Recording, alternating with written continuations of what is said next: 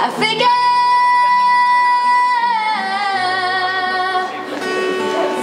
Africa, mon Afrique.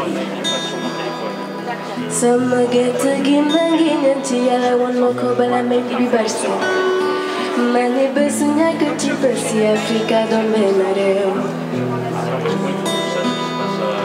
D'ici ou d'ailleurs, nous sommes des enfants d'Afrique. Même si le ciel tombait, luttons pour la paix. Kon jàmmu Africa, moom lay ñaan. Ma ne jàmmu Africa mooy sunu naataange. Africa,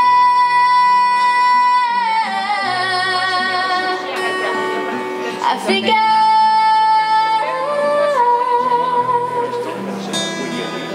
Africa,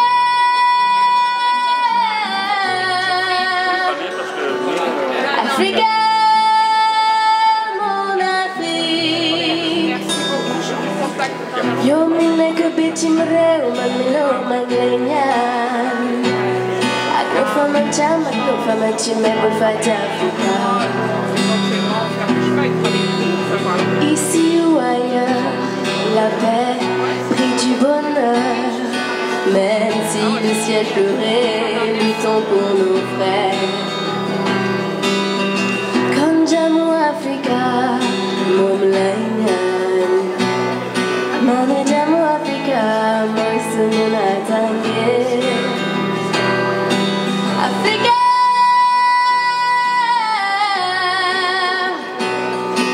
Africa,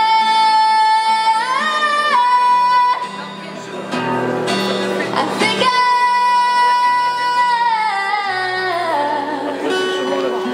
Africa, mon Afrique. Africa,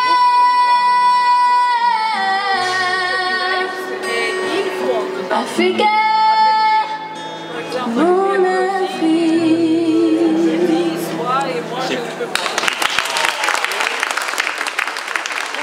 Partenaires et mesdames, messieurs, je dirais quelques mots. Premièrement, si aujourd'hui nous sommes là, bien sûr, c'est suite à la journée du 20 mars, la journée internationale de la francophonie, qui est célébrée de par le monde. Mais c'est aussi, et je pense que tout à l'heure tu vas en parler, c'est parce qu'on voulait à un moment donné fêter les 10 ans de la Maison de la francophonie.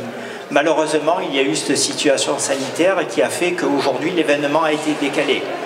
Et donc je veux vraiment reconnaître et remercier, et si vous pouvez les applaudir, même si vous ne les connaissez pas, les bénévoles de la Maison de la francophonie.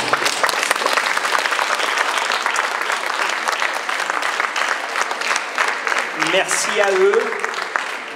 Vous le savez, lorsqu'on est dans un milieu associatif, il n'est pas évident de s'engager, il n'est pas évident de donner de son temps. Et puis je vais rebondir peut-être sur ce que mesdames, messieurs les élus ont dit, sur cette notion de reconnaissance de la langue française. Parce que bien évidemment, notre cœur parle et on parle de cette langue française. Mais après, il y a les actes.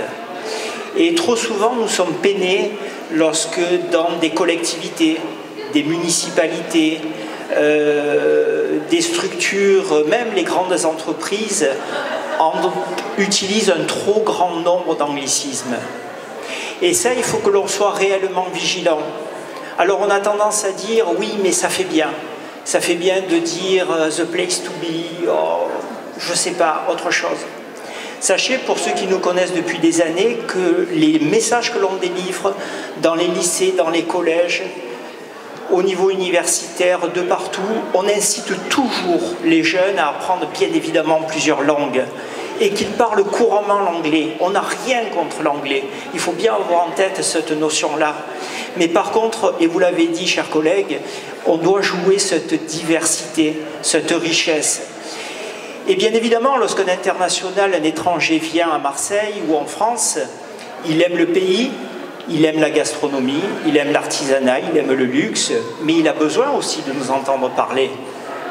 Il a besoin d'entendre notre langue française. Donc il faut qu'on soit réellement vigilant sur cet aspect. Un petit mot sur ma casquette de co-président du réseau national. Il faut savoir qu'il y a un grand nombre d'associations qui travaillent de par le monde sur le thème de la francophonie.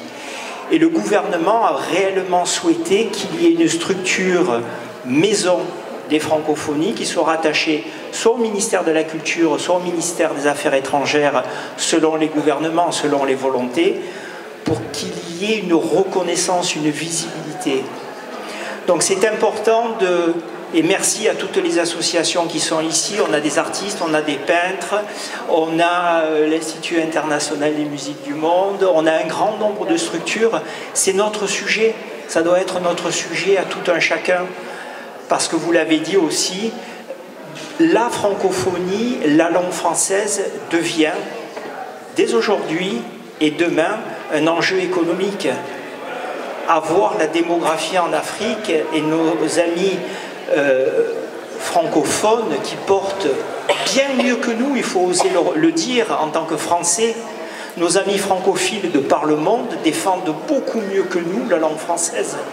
Donc c'est notre rôle, nous devons être des ambassadeurs à vos côtés.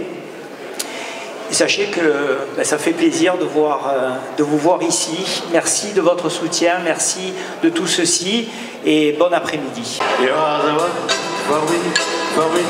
Formidable. You are my love, very, very, very, véritable. Et je voudrais pouvoir un jour enfin te le dire, te l'écrire dans la langue de Shakespeare. My désirable. Je suis malheureux d'avoir si peu de mots à t'offrir en cadeau. Darling, I love you, darling, I want you.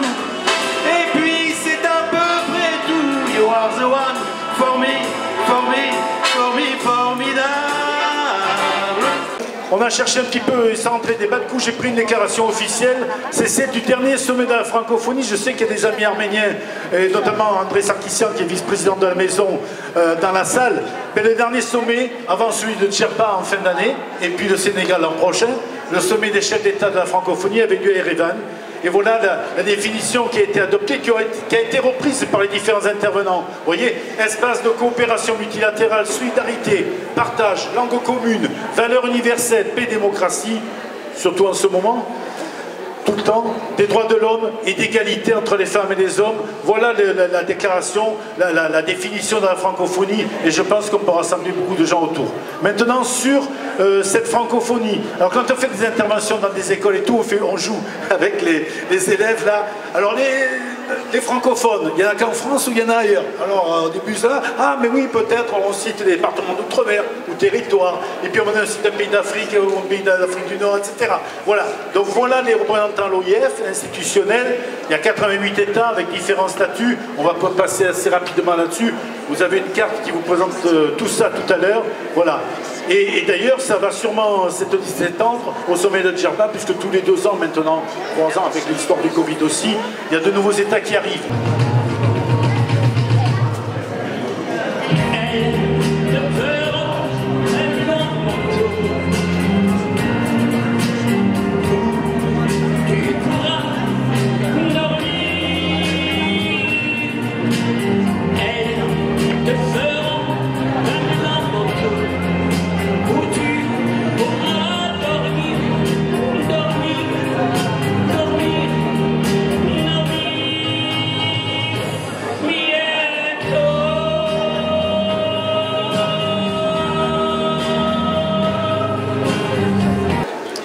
Le Grand Prix littéraire 2022 est attribué à M.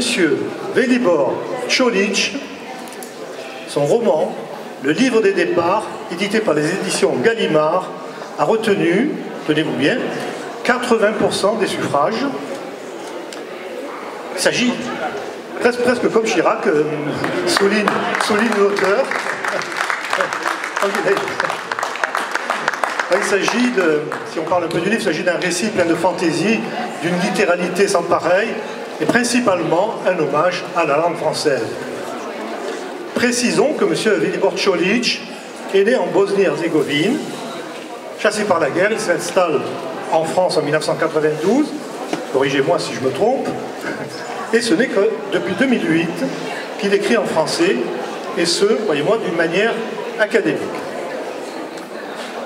Pour revenir un peu à ce que disaient nos amis, rappelons que la langue française est d'origine indo-européenne et que ses locuteurs sont appelés francophones. En conséquence, le lien entre le français et les francophones est celui de la rencontre et de l'échange entre de nombreux peuples. L'heureux lauréat est en Bosnie et qui parle et écrit en français. Cet écrivain possède un savoir étendu, en somme, une double culture. Convenons qu'il s'agit là d'une réelle richesse d'esprit. Maîtriser d'autres langues que celles de notre origine est un vecteur d'unification, mais également de paix.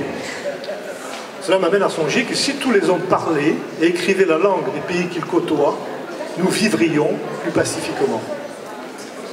Mesdames et messieurs, la culture littéraire oriente l'homme vers la quête de vertu et sur sa faculté à recevoir les impressions de la société humaine. Autorisons-nous à porter haut les valeurs de la francophonie et saluons M. Velibor Čolić, dont la qualité de son ouvrage témoigne de l'attrait que suscite la langue française. Conséquemment, en vertu des arguments que nous venons d'avancer, considérons que la littérature est un joyau de la culture. Vive les francophiles, vive les francophones et la francophonie, et applaudissons M. Velibor Čolić. Merci de votre attention. Vous voulez dire quelques mots? Je passe le micro. Merci beaucoup, je suis très touché, bien évidemment. Rapidement, mon nom qui est assez rigolo, prononcé à la française, pas très sexicolique, vient d'un pays qui était, hélas, assassiné il y a une trentaine d'années. Ce pays s'appelait la Yougoslavie. Voilà. Pendant des années, de longues décennies, j'ai cru bêtement que je serais le dernier Européen qui a fait la guerre, dernier Européen qui était enfermé dans un camp, dernier Européen qui était réfugié politique. Hélas, hélas, hélas, 3 fois hélas, non. Quand je suis arrivé en France, je dis toujours, c'est presque comme une anecdote, je parlais que 3 mots français, Jean-Paul et Sartre. J'ai appris tout ce qu'il fallait apprendre dans ce beau pays qu'est la France, y compris la belle, très belle et ô combien compliquée pour nous les Slaves, la langue française. Depuis que je suis devenu écrivain professionnel, je trouvais un petit éditeur français à Paris, Gallimard. Je sillonne la France, un peu l'Europe, et j'essaie de transmettre pour les enfants de chez nous, les enfants d'ailleurs, quelques vérités qui me semblent importantes. J'ai toujours aux gosses, parlez, dialoguez, parlez. Si vous dites jamais rien, il y a quelqu'un qui prendra la parole à votre place. Là, bonjour, camarade Poutine. Merci beaucoup. Continuez, vive Marseille. Vive la France. C'est un grand plaisir et un honneur pour moi, au nom de la ville de Marseille et de M. Benoît Payan, de vous remettre le Grand Prix littéraire de la francophonie 2022 de la ville de Marseille. Merci beaucoup. Mais c'est pas tout. C'est pas tout, parce que vous avez quand même fait un déplacement qui mérite que l'on conforte cela. D'abord, Didier Jo. Je suis heureux de vous remettre ce petit paquet qui semble avoir quelque chose à voir avec la Marseillaise. Voilà, donc très heureux et toutes mes félicitations à M. Čolić. Et puis, comme vous avez 2 mains et 2 bras, voilà, ce magnifique ouvrage sur Marseille, sur notre belle ville de Marseille. Je pense que vous allez passer un bon moment en découvrant ce livre. Nous avons choisi un très joli souvenir de Marseille que vous pourrez bien voir à Bruxelles, puisque je sais qu'ils aiment bien les Marseillais. Voilà. Et toutes nos félicitations de la part de Vertige. Qui dit Marseille dit savon. Nous avons un adhérent qui vous offre, n'est-ce pas, des savons de Marseille. Ils sont là. C'était mon sourire, mon atout majeur. Je m'éclatais comme une bête quand j'étais chanteur. Un soir à Saint-Georges, je faisais la kermesse. Ma femme attendait, planqué dans la Mercedes. C'est pas grave, elle s'est fait jeter dans l'Indre par tout mon fan club. Je menais une vie dingue quand j'étais chanteur. De la part de Vertige en Provence, nous remercions vous trois, les Libanaises de Marseille. Voilà, des petits cadeaux, des petits souvenirs, voilà, que vous remettrez à vos collègues aussi. Merci en tout cas et bravo. Et le prix. Le Liban, qui malgré toute sa richesse et sa beauté, traverse actuellement des heures sombres. Dans notre pays, la francophonie est née du tumulte. Mais de sa beauté, elle a pu donner à notre pays une ouverture intellectuelle, culturelle et littéraire sans limite, faisant de la Méditerranée, qui est en chair à notre cœur, un sang bleu nous réunissant tous les uns des autres. Encore une fois, merci pour la Maison de la Francophonie et merci pour la ville de Marseille pour l'organisation de cet événement.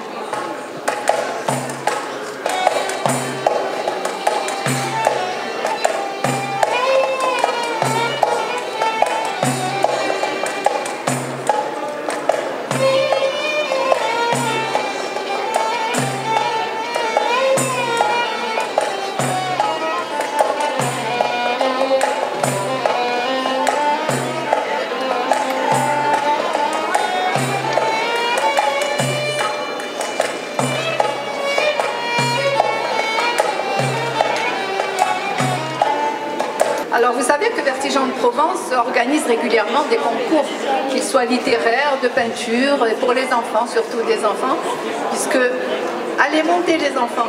Alors aujourd'hui, c'est d'actualité, nous avons organisé la valse des mots pour la planète. Bon, c'est super, les enfants sont contents. Alors ils ont dessiné, ils ont fait de très jolis dessins et nous avons décidé de les récompenser.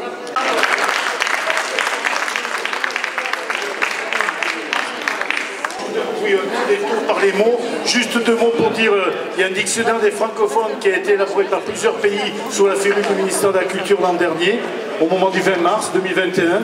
Et allez-y, c'est uniquement sur Internet, il y a 500 000 mots et expressions, vous pouvez jouer, vous tentez un mot pour voir s'il existe. Moi j'ai tenté cagole, et cagole existe dans le dictionnaire des France de faire. On fait des dictées de la francophonie dans un certain nombre de mairies, de structures, de formations, d'écoles. Et donc nous avons eu la chance d'en faire une à la mairie du 4-5. Et j'ai pu apprécier Didier.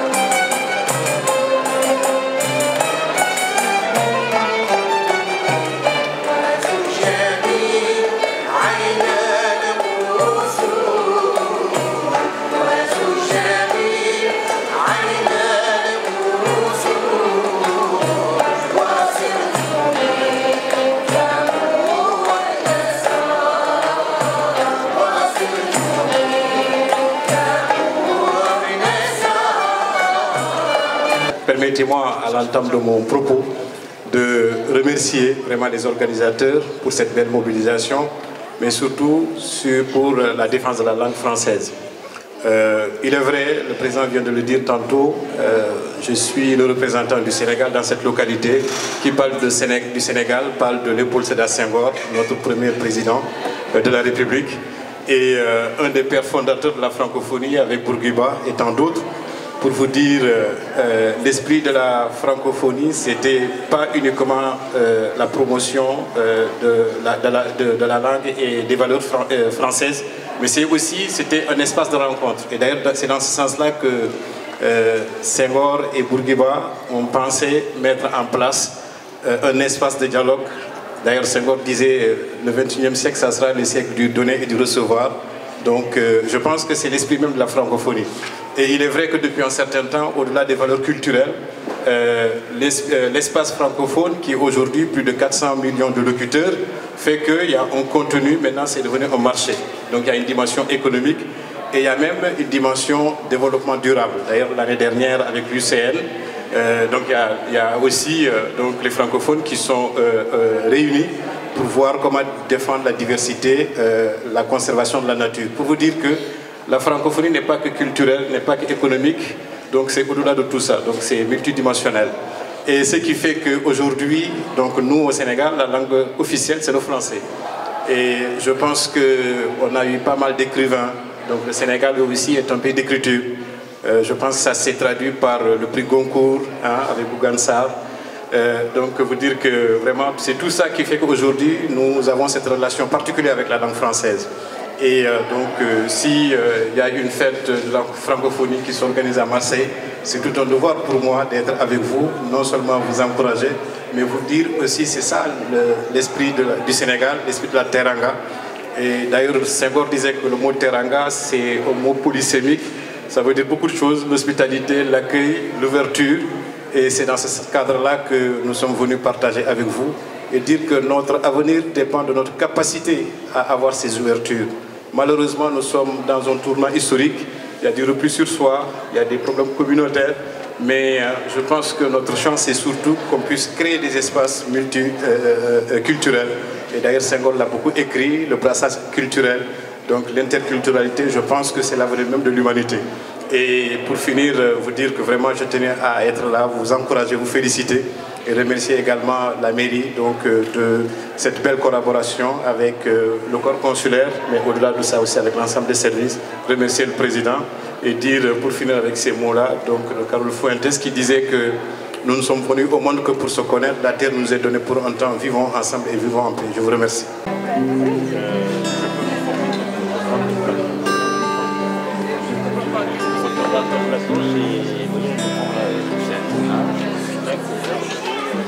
Toutes les femmes sont des reines, certaines plus reines que les reines. Elles disent des choses qui surprennent, elles brisent les hommes qu'elles enchaînent. Cette chanson pour cette reine qui dit à son roi: maintenant je m'en vais avec le vent, avec les barbares d'Occident. Ce que tu n'as pas défendu par les armes, ne crois pas le garder avec des larmes. Je m'en vais où ton peuple va. Je m'en vais me chercher un autre roi. Toutes les femmes sont des reines, sur terre, sur manège ou désert. Derrière le voile, les formes pleines, il y a le mystère des sirènes. Brûler des villes, brûler des bouches, la flamme lèche et le fer touche, la chair vivante parle par la bouche, et lâche à mort par l'amour. Ce que tu n'as pas défendu par les armes. Ne crois pas le garder avec tes larmes. Je m'en vais où ton peuple va. Je m'en vais me chercher un autre roi.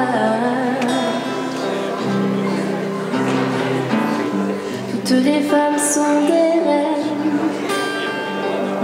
Dis-le à celles qui t'aiment.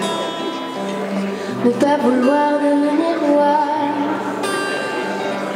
ne change rien, c'est comme ça. Voilà ce qu'a dit une reine à un bon roi vaincu sans elle. Elle est partie comme s'en va la mer quand la lune veut ça.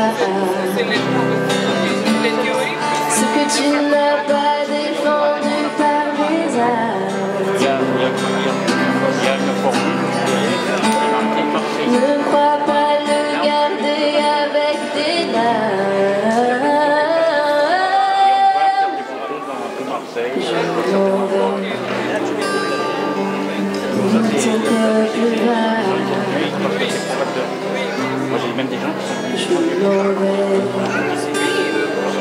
Je m'en vais me chercher un autre roi.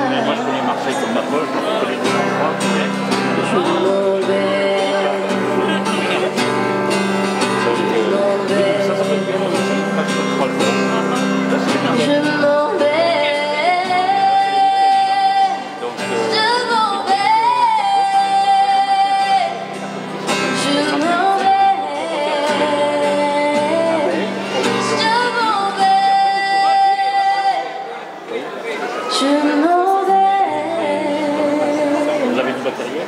Je m'en vais. Si vous êtes habitué, j'ai amélioré. De toute façon, à 1 minute, on peut vous servir.